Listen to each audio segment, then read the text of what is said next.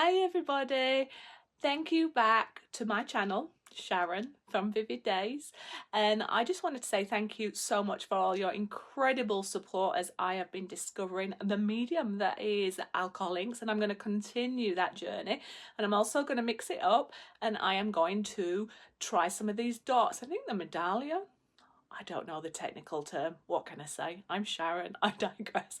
But I've got some resin art, little pieces where I've practiced and used colours, and I'm thinking of doing some embellishments over the top with these dots. And I've been watching some women complete this kind of medium art, and I absolutely quite love it. And some of them use rocks and they create cute little things like owls and that. But the lady that inspired me was Petra, and she's been mixing it with resin, and she's doing the most amazing artwork out there. So I'll put a link in the description. Please make sure you check her out.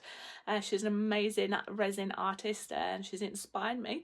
So I'm going to be mixing it up and working on a couple of those over the next couple of days. But as promised, here is my latest resin ones. Now, sit at the edge of your seat and be prepared for change, because I am Sharon and I like to push and learn and change it up and not be scared to do that. So along this way you see me trying Stoke on base, and I didn't quite get it right. I didn't mix it thick enough. It was too transparent, so I'm going to go back and revisit that. However, what it did do was give me the freedom to experiment. So along this particular piece you'll see it has 3 different faces, and the end one I absolutely love. I didn't plan on doing any kind of universe video, but that's the way it's ended up. But I just love.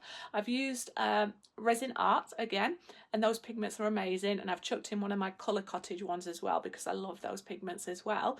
But between those two and the stone coat base, I think it creates a beautiful, out of this world piece of art. So I'd love to know your thoughts. Please don't get too attached to anything along the way, because I'm Sharon, I mix it up and I digress. But I hope you enjoy seeing me on my process and seeing me willing to just change it up at any time. But thumbs up, subscribe, share. Comments are always welcome. Well, put your teeth in, Sharon. Comments are always welcome. And remember, watch as much of this video as you can, because that's your way of thanking me, the artist, and giving back. So without further ado, I would love for you to sit back, relax, enjoy, and I'll see you on the next video. Remember to be creative. See you on the next one. Hi, welcome back. I am just preparing my board here. So for people that's new to resin, super important that you ensure everything is level. The reason I'm putting some black acrylic paint around the edges is if the resin pulls away, I really don't want to have the white board showing through. And it also does help when you have bubbles. It's like a base coat almost. It's preparing your board.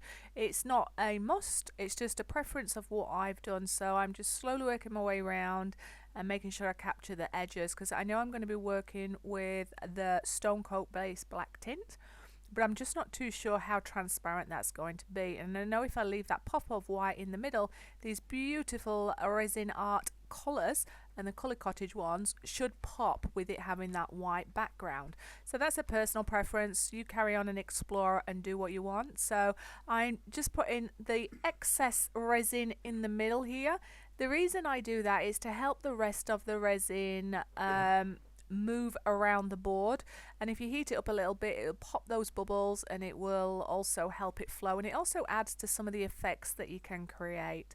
I hope you've just appreciated those yummy colours that's coming through, and I do apologise for Neil coughing on us. I'll try and keep him alive throughout this video. So I'm super excited to use this stone coat base black tint, and I've been listening to other people that's used it, and they talk about not making it too thick but leaving it transparent, but I believe that I left it too transparent, so I haven't given it up. This is just user error. And as you can see, as I pull it onto the white, you can see just how transparent it is. So yes, I'm just popping my bubbles now, and I'm going to start to apply some of these beautiful colours. And if you check my description box at the top right hand corner, I'll put a link to all the colours that I used. That one there is the colour cottage. It's an amazing colour, and all the rest that I use are resin art products, including the Bling it. And I am having a go for the first time at swiping with some paper throughout it. Did I get the desired results? On one side, yes. On the other side, no. Am I going to go back and try it? Absolutely yes. But what I want to do is build up the image rather than just doing a big area like that and just practice with. But I am thinking of going back and using a similar technique, but keeping it simpler with just a few colours. You'll see shortly that I apply lots of colours and maybe a little bit too much. But what I will do is at key moments throughout this video, I will talk out loud about what I'm doing. But other than that, I will let you enjoy some music in the meantime. And just remember, as you go, remember to apply your heat to remove any bubbles. But if you are doing the swipe, especially on the stone coat black, it's important that you don't overheat it. Otherwise, that will remove some of the effects that you're getting. Anyway, I'm Sharon. I'm digressing. Enjoy this stage.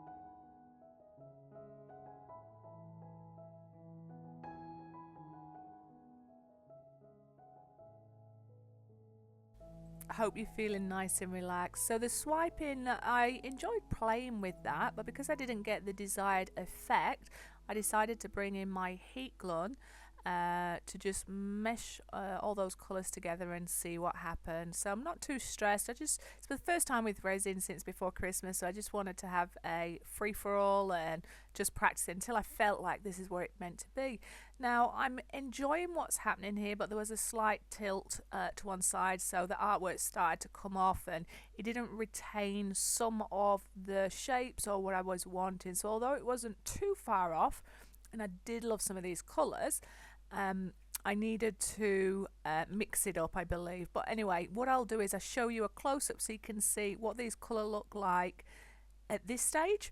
And you can see there is some beautiful effects, some natural selling happening, and that's from the clear resin. And some of that webbing is from where I did drag, should I say swipe, and just the nature of how the colours have interacted. So I placed this behind so that I could assess it and just allow it time to settle. I'm sorry that you're not as close up on this, but I thought I'd use this time to work on a smaller piece.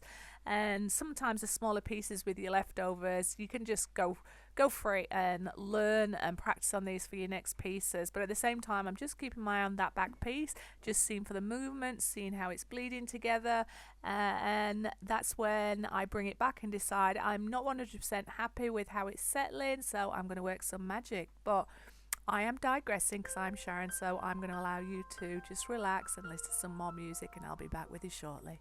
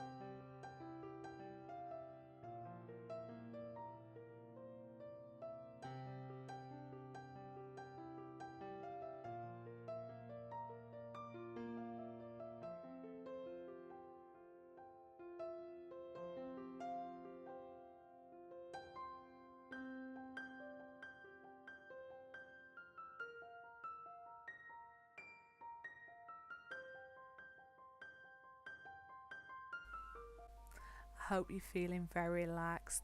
So as you can see with the smaller one, I'm a bit more ruthless and trying different effects, and I really do like the fact that when you scrape your resin and it comes together, it creates some effects. So I would just say give anything a go, because it's only when you experiment like this can you lead to something great for bigger pieces.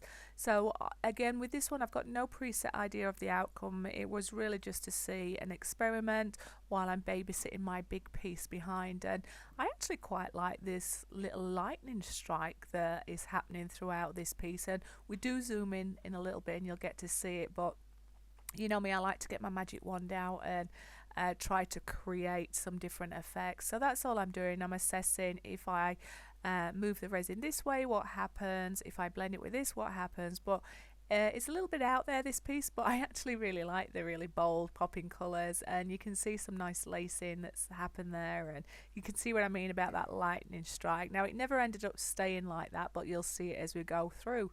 So I decided to bring in my magic wand and sculpt, and the reason being that the colours had moved slightly and I liked it, but I just felt it wasn't quite right. But I wanted to try and keep the colours as they were, so I decided to come in with a pattern that I have in my mind, and I've applied it in different pieces of resin art. But I just wondered if have I left it enough time to sculpt, and I didn't, hence why it changes the image again. But I really do love the simplicity of just allowing that colours and effects behind while you come in and draw a purposeful image over the top. So I'm definitely going to come back and do this, but I think next time I need to let the resin cure for about 40 minutes before I do this, because there is a tendency that it will keep moving and it will lose that shape, and then the more you go in and draw those shapes, the more muddier it will be, and you'll miss some of that bold colours. But I really enjoy this process. It's one that I go to quite often. I think it's called that Sharon Sharon move. Anyway, popping my bubbles and assessing it, and it started to lose its shape and images were falling over the edge. So I bring it in with my heat gun, and I just thought, you know what, just give it a good blast, see what happens to the colours and see what happens to that image, and then see if that's what it's meant to be. And the thing I love about these pigments is you can work them and work them, and yes, you do lose some of that vibrancy, but they just come back and they hold their own. And this is where I started to sense a planet or a universe or a feeling, and just worked with the resin and tried to embellish what it was already giving me. And I really like the end result. I mean, I did wait overnight to see how I felt about it. I had a little bit of glitter at the end, but I feel that it deserves to be seen, and when it's hung up and the light catches on it, it's beautiful. But I'm Sharon, I'm digressing. I'll let you watch this process and then you get to see the review. So yeah, I'll see you on the next video and have the most amazing day.